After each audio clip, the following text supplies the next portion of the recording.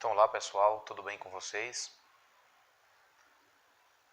Hoje eu vim aqui gravar alguns trechos da palestra do nosso mini retiro sobre impermanência, ansiedade e as insatisfações do dia a dia, A busca pelo equilíbrio emocional. Eu resolvi gravar esse vídeo. Algumas pessoas perderam o período da manhã.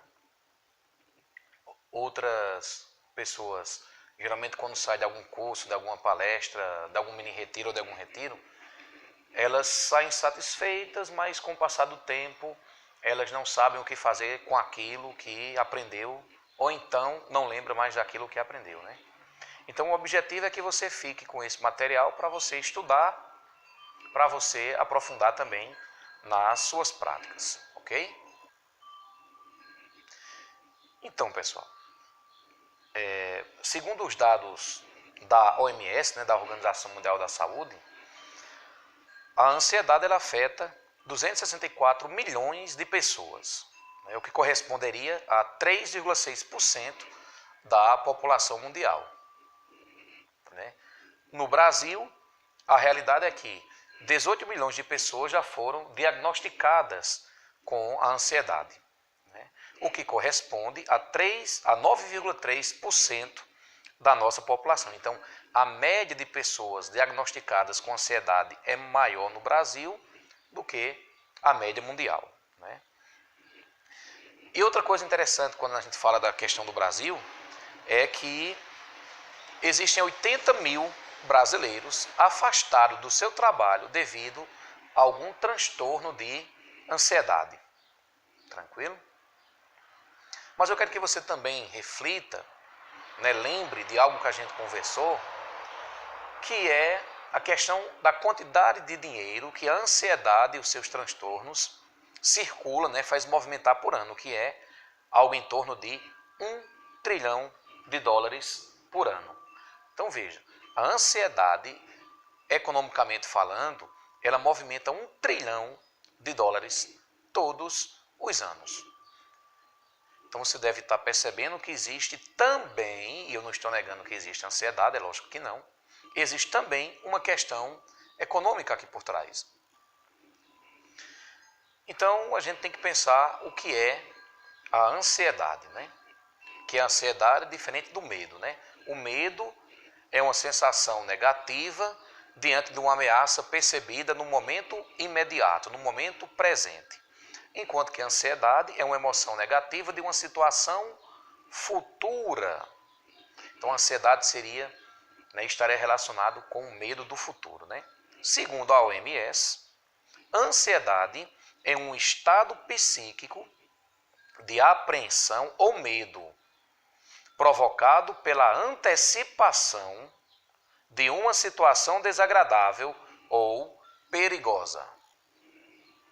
Então aí você teria aquilo que a gente comentou no dia, que a ansiedade é a resposta que o ego encontra ao tentar controlar o futuro, ao tentar controlar aquilo que para a mente ainda é invisível.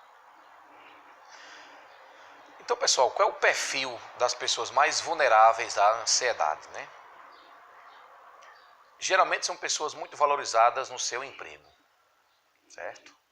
Também são pessoas que costumam ser muito responsáveis, Pessoas controladoras, Porque o ansioso, ele tem medo de que as coisas saiam do seu controle, Também são pessoas muito exigentes de si ou então dos outros. E também pessoas perfeccionistas, certo? E entra aí também nesse ramo alguns adolescentes muito estudiosos, Pessoas que vivem sob tensão, E pessoas que vivem e trabalham sob pressão. Beleza? O discurso do ansioso, às vezes, será que vai dar certo? Será que aquilo vai ser bom? E outra coisinha que a gente analisou no dia é as possíveis causas para a ansiedade. Segundo alguns grupos de estudiosos, os casos de ansiedade eles não têm crescido necessariamente no mundo. o que ocorre é que hoje em dia é mais fácil de diagnosticar a ansiedade. Outros ainda dizem que a ansiedade é uma forma que a gente tem de responder às mudanças que o mundo nos impõe. As mudanças que são muito rápidas, certo? E isso vai gerar na gente a chamada síndrome do pensamento acelerado, a SPA. E outros especialistas, né, falam que a ansiedade é o ego querendo controlar a realidade, né? Ou seja, controlar aquilo que ainda é invisível. E quanto a essa questão de controlar o invisível, eu queria que você lembrasse do seguinte.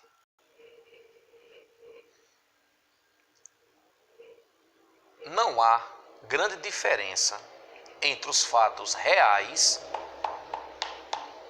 e os fatos criados pela nossa mente. Lembra que eu falei isso? Falei várias vezes. Ou seja, para a nossa mente, aquilo que de fato está acontecendo diante de nossos olhos e aquilo que a mente cria é praticamente a mesma coisa. Aí o exemplo foi a novela ou um filme. Às vezes a gente assiste uma novela ou um filme, sabe que aquilo é mentira, mas a gente sente aquilo que o filme ou a novela ou alguma situação que a gente pensa está sendo representada. A gente passa a sentir aquilo, né? Então, a ansiedade ela tem muito a ver com uma capacidade da mente que a gente chama de luminosidade, né? A luminosidade, ou seja, a mente ela é luminosa, a mente ela é criadora. A mente ela é criadora do sofrimento e a mente também é criadora da infelicidade e também da felicidade, do sofrimento e também da felicidade. Por isso, pessoal, que a nossa mente, né, ela precisa ser cuidada. Há um trecho de um sutra budista chamado Parinirvana Sutra, né, que é outro discurso do Buda, que o Buda fala: a mente deve ser mais temida que cobras venenosas, bestas selvagens ou assaltantes vingadores. Grandes incêndios e destrutivas enchentes não podem ser comparadas a ela. Então, o ansioso ele se sente vítima da sua própria mente e também das suas próprias emoções. E tem mais, pessoal, né? A ansiedade não é de todo ruim, né? A ansiedade tem seus pontos positivos, tem os pontos negativos, mas também tem seus pontos positivos, que eu vou relembrar agora para vocês, né? Tipo, a ansiedade ela gera movimento, né? A ansiedade ela faz com que a gente se prepare antecipadamente para os eventos futuros. Você vai fazer uma prova de um concurso, você tem a necessidade de estudar antes para poder se preparar, né? Então, assim, a ansiedade ela também nos faz evitar situações de risco. Ou seja, eu não vou me expor a determinadas situações, mesmo que elas não estejam acontecendo agora, tipo passar por uma rua muito violenta. E isso é uma forma que nós temos também de preservar a nossa própria vida, né? Então a ansiedade ela também é boa, né? Ela pode fazer com que a gente salve a nossa própria vida, né? Que a gente conquiste também algumas coisas. E a ansiedade você também tem aquela boa que é a ansiedade do Pequeno Príncipe, né? Como diz lá no livro, se você diz que vem às 4 horas, desde as 2 eu já me sinto feliz, né?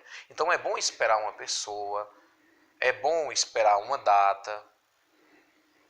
A ansiedade ela diz, se planeje, né? Se estruture todinho, se organize, veja quais são as possibilidades, né?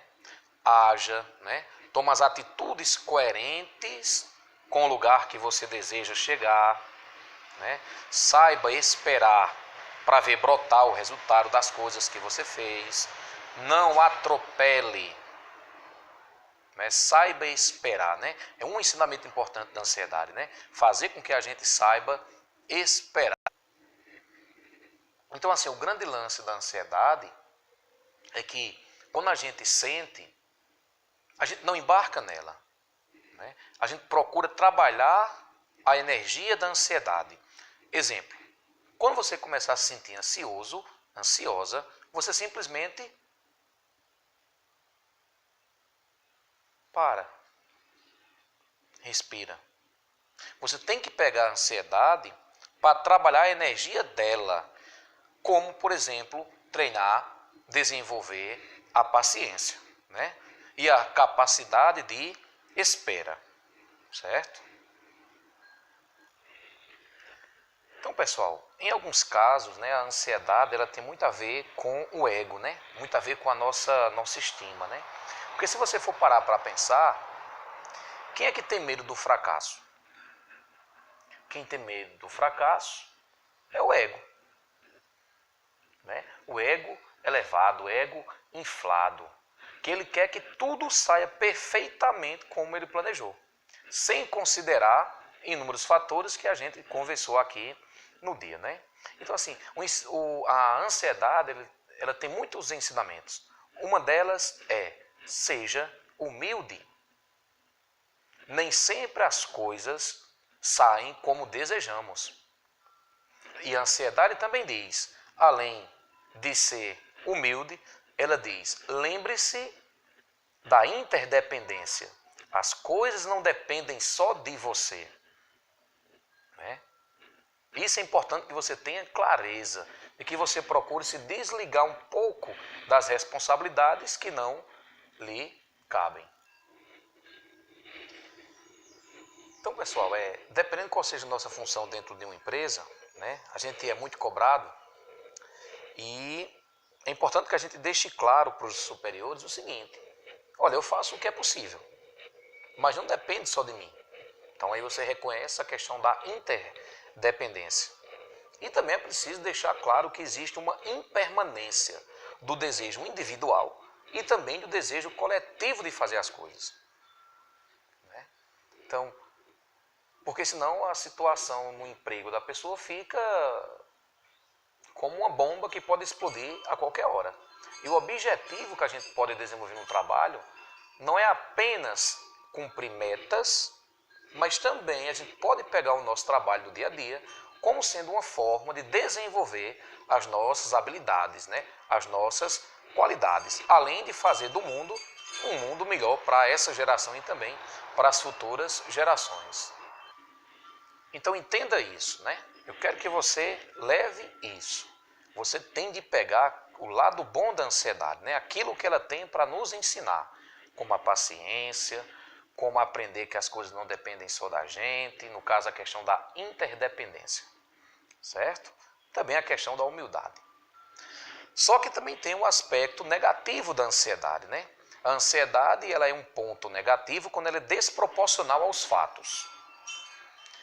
Exemplo, eu vou viajar em julho e começo a arrumar minhas malas depois do carnaval.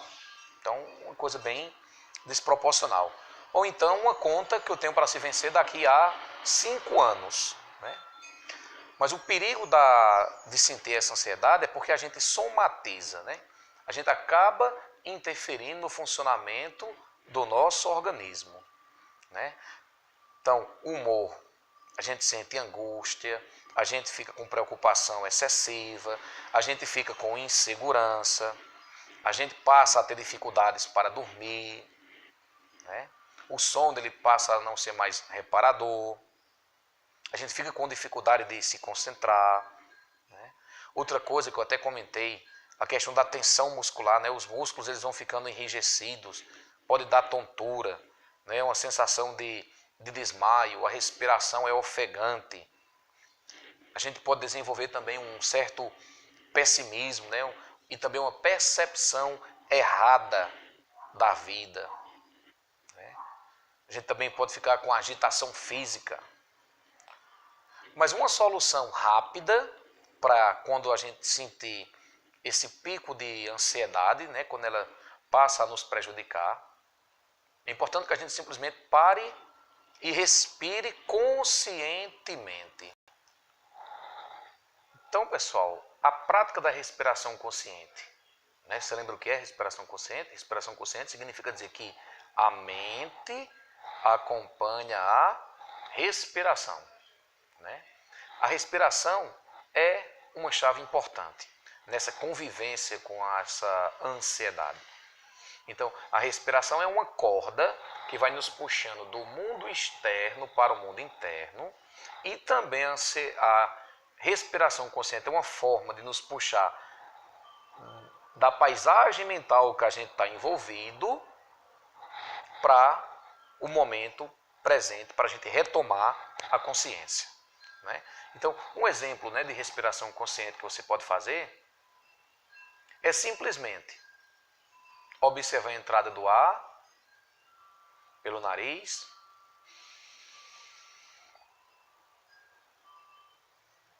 e a saída do ar pela boca.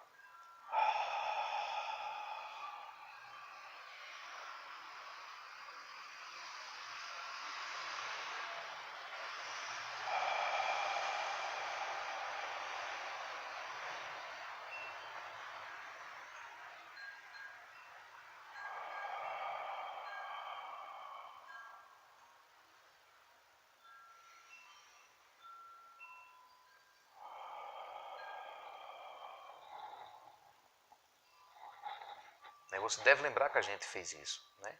Então, depois que você inspirou pelo nariz, soltou o ar pela boca, você pode respirar normalmente. Né? Então, vamos lá?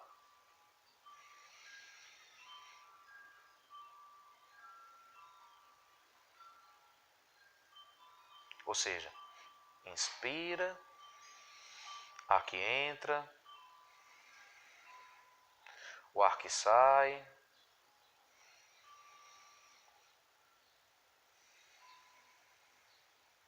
E se você sentir que não está passando muito essa ansiedade, você procura respirar o mais lentamente possível e demorar na exalação, né?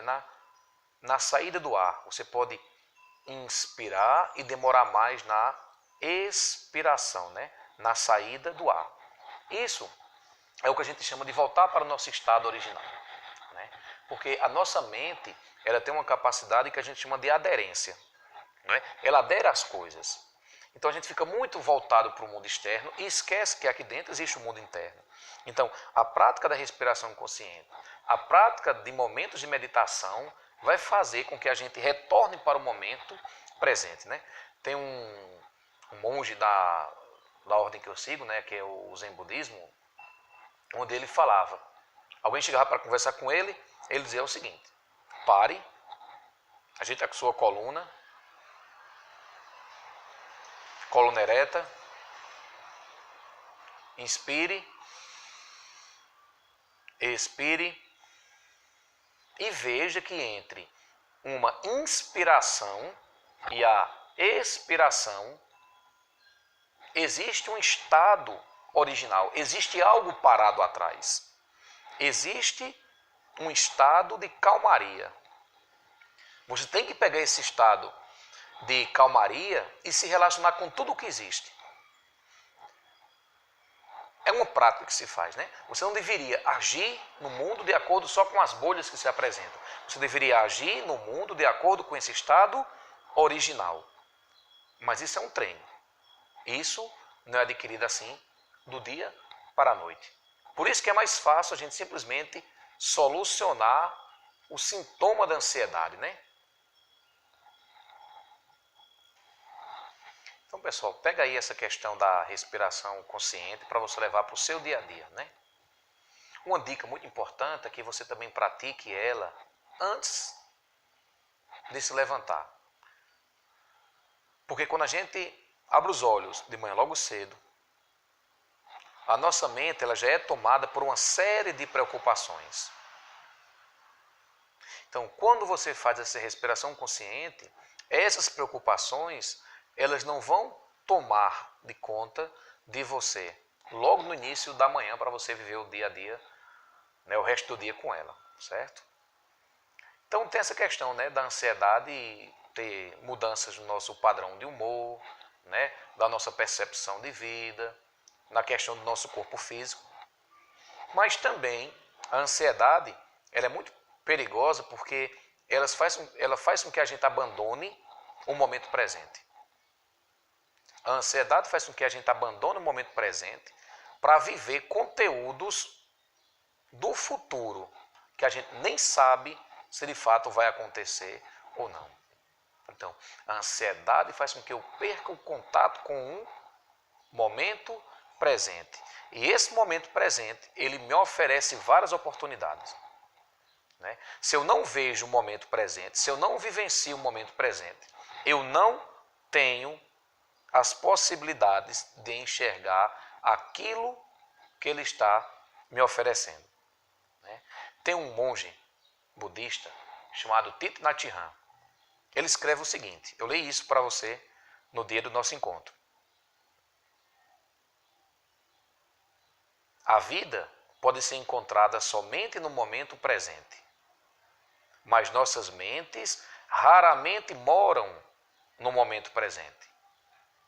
Ao invés disso, nós nos voltamos ao passado ou ansiamos pelo futuro. Pensamos ser nós mesmos, mas na verdade, quase nunca estamos em contato real conosco. Nossas mentes estão muito ocupadas remoendo as memórias de ontem ou os sonhos acerca do amanhã. O único modo de estar em contato com a vida é retornar para o momento presente.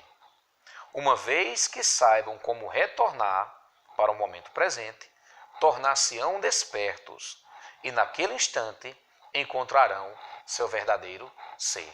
Isso é muito forte, isso é muito pesado, porque a gente não vive de fato o nosso mundo interno, a gente vive muito aquilo que é de fora, a gente vive muitas circunstâncias externas com o mundo interno completamente bagunçado. Né?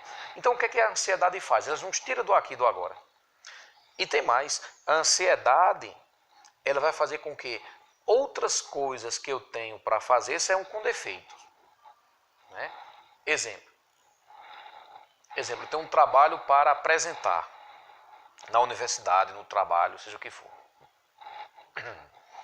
Então, eu fico pensando só lá e esqueço de uma tarefa que eu tenho simplesmente de colocar o sal no arroz. Aí ou eu não coloco, então eu coloco demais porque eu estou muito focado lá no futuro. Então, quando a gente sente determinados níveis de ansiedade, a gente perde o foco no momento presente.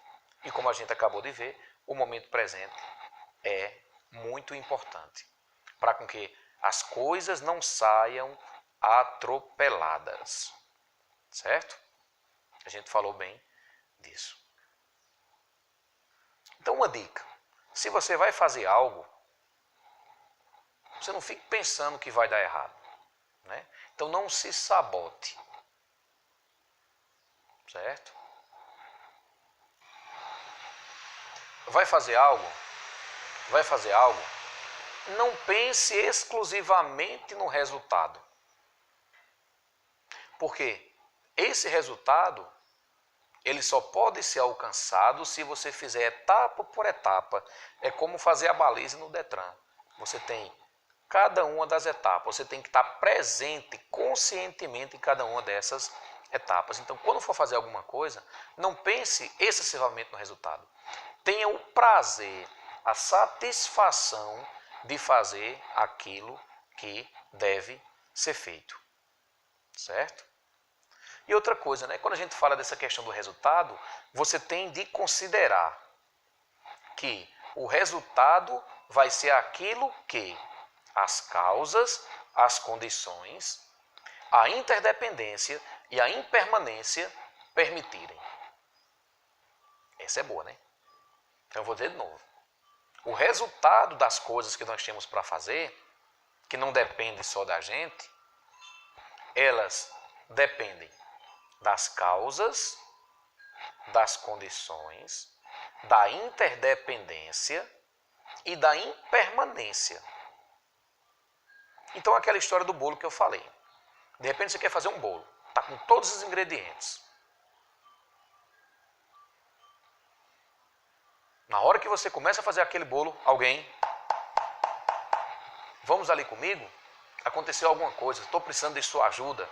Então veja, você estava com tudo pronto, mas a interdependência lhe puxou para uma outra realidade. Né? Então assim, o que às vezes a ansiedade também quer nos ensinar é o seguinte: relaxe, nem tudo depende de você. Né? Deixe que o ansioso às vezes é o contrário. Se fixa demais em algo. Pessoal, isso é libertador. Você saber que o resultado não depende exclusivamente de você é muito libertador. Vou repetir. O resultado depende de quê? Das causas, das condições, da interdependência e da impermanência. Uma outra coisa que eu quero deixar claro para você é que quanto mais a gente depende